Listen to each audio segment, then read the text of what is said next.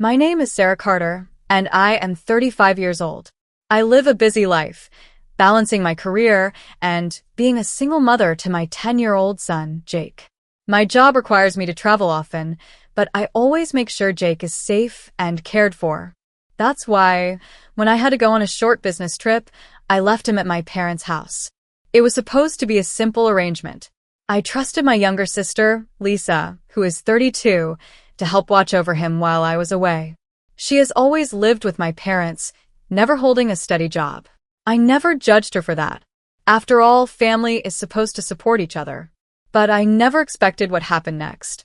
On the third night of my trip, I was in my hotel room, finishing up some emails when my phone rang. It was Jake. Mom. His voice was shaky. Aunt Lisa kicked me out of the house. I sat up straight. What? Where are you? I'm outside on the porch, he said softly. She said I take up too much space and that I should leave. Grandma and Grandpa didn't say anything. My heart pounded in my chest. My own family had kicked out my child, my 10-year-old son, and left him outside alone. I couldn't believe it. Taking a deep breath, I said, "Stay right there, baby. I'll handle this." What Lisa and my parents didn't know was that I had been paying for everything, the house, the bills, even their food. They had no idea. But now, they were about to find out. And I was done being taken for granted.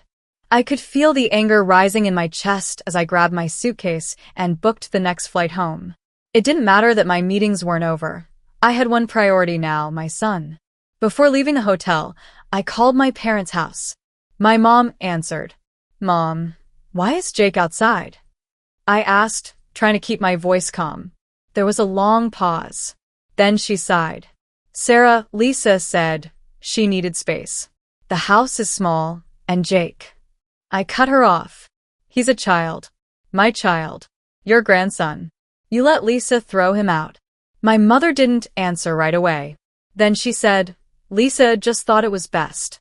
Maybe Jake can stay with a friend." That was it. I had enough.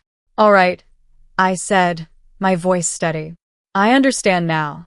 I hung up. They had no idea what was coming. By the time my flight landed, it was past midnight. I picked up Jake from a nearby motel, where I had arranged for him to stay safely for the night. He ran into my arms as soon as he saw me. "Are we going home now?" he asked. I kissed his forehead. "Yes, sweetheart. But not to Grandma's house." The next morning, I made one final payment on their bills, just to give them one last month of comfort. Then I stopped everything. No more paying their mortgage. No more covering their utilities. No more groceries. They would finally see what life was like without me. At first, they didn't notice. Then the calls started coming. First, it was my mom. "Sarah, there's a problem with the electricity bill. Can you check if you forgot to send it?" I smiled to myself. "I didn't forget, Mom. I just stopped paying." There was silence.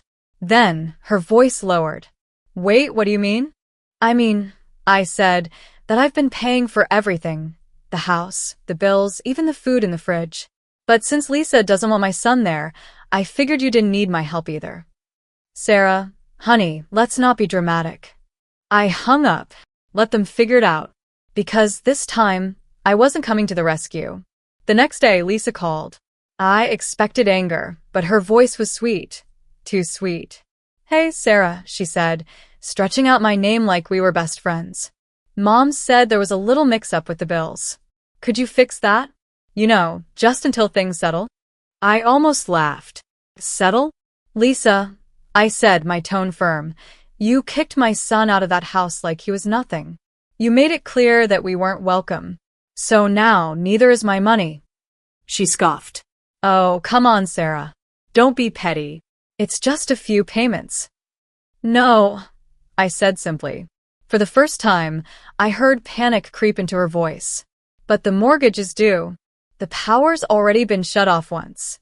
Mom and Dad can't handle this kind of stress." I took a deep breath. "And you think Jake could handle being thrown out by his own aunt?" Lisa went quiet. "Figure it out," I said, then hung up.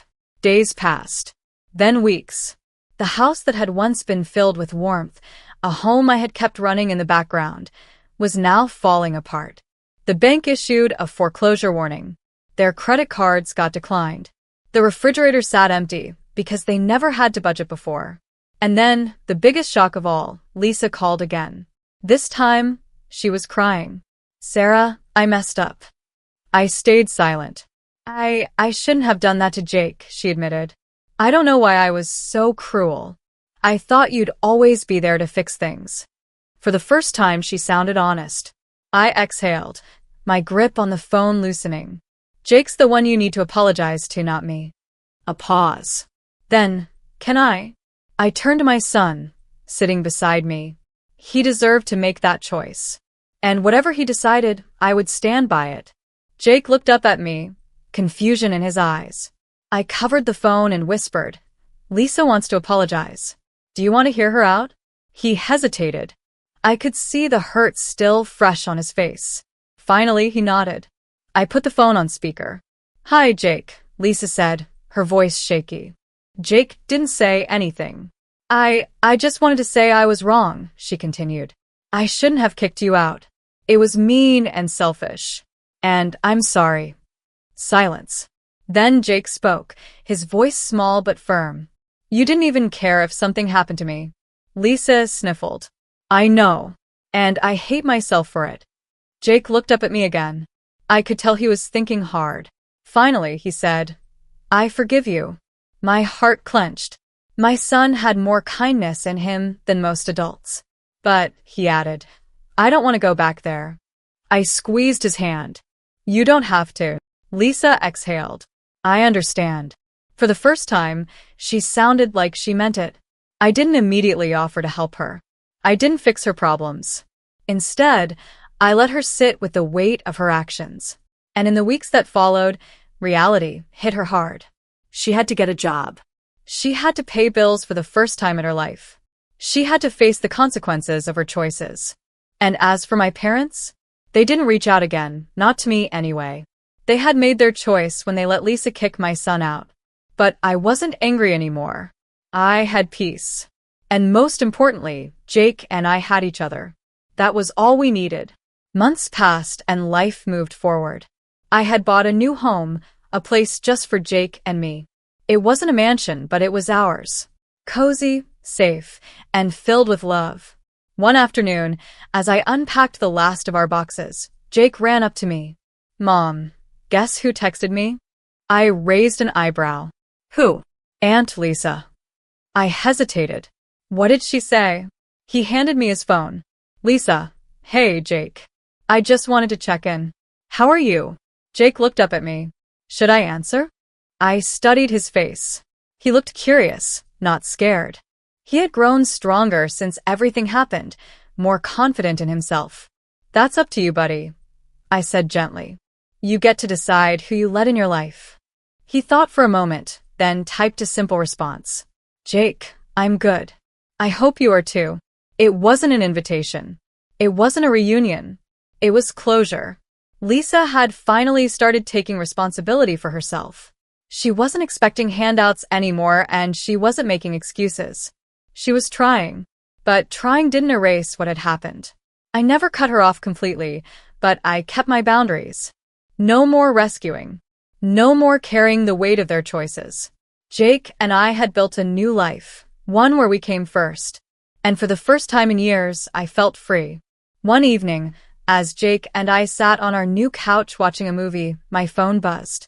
I glanced at the screen. Mom. I hadn't heard from her in months. Not since I had cut off their financial support. My stomach tightened. I debated ignoring it, but a part of me was curious. I took a deep breath and answered. Hello. Sarah, my mother said, her voice softer than I expected. How are you? I frowned. Small talk? After everything? I'm fine, I said cautiously. What's going on?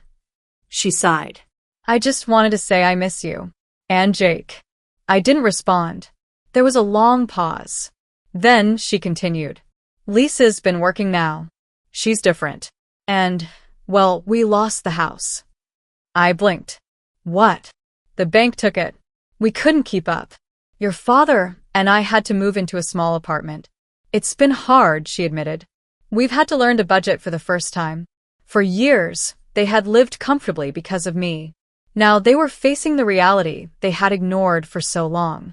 I'm sorry, Mom, I said honestly, but I can't fix that for you. I know, she said quietly. And I don't expect you to. I just wanted to talk. I let out a slow breath. I didn't trust her yet. I didn't know if this was genuine change or just another attempt to pull me back in. But for once, she wasn't asking for money. She wasn't making excuses. So I let the conversation continue. Carefully. On my terms. As we talked, Jake leaned against me, watching with quiet curiosity. This time, I was in control. And that felt like a victory. Over the next few weeks, my relationship with my mom remained cautious, but civil. We exchanged texts, sometimes talking about small things, what Jake was up to, how her apartment was. There was a shift, a change in the way we communicated. It was more real, less about expectations or guilt. But it wasn't the same as it had been before. I couldn't forget how they had taken me for granted, how easily they'd let Lisa treat my son like he didn't matter. They had their own consequences to face now, and I wasn't going to swoop in and save them. One day, Jake came running into the living room with a big smile on his face. Guess what, Mom? I looked up from my work. What's up, kiddo? I got an invite to Aunt Lisa's for the weekend. She said she's making lasagna, and she wants us to come. His eyes were full of excitement, the kind that only happens when he's genuinely looking forward to something. I paused, thinking. I didn't want to stop him from having a relationship with his aunt if he was ready. But I also didn't want him to be hurt again.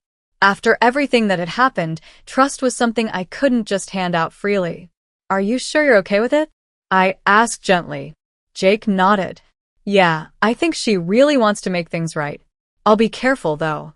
I smiled, a little relieved. All right, then. But remember, I'm always here if you need to talk. You know that, right? Of course, Mom. Thanks. He hugged me tight before running off to grab his things for the weekend. I couldn't help but feel a little proud of him. He had grown so much through all this. He wasn't afraid to forgive, but he also knew when to protect himself. He understood the importance of boundaries just like I had learned to do. As he left for Lisa's that weekend, I sat quietly, reflecting on everything that had happened. The house, the money, the betrayal, it all felt so far behind me now. What mattered was the strength Jake and I had built together, the new life we were creating. And in that moment, I realized something important. I didn't need to fix my family. They had to fix themselves. And I had done the hardest thing. I had let go. The phone buzzed again, and I saw it was from my mom. I stared at it for a moment before deciding to answer.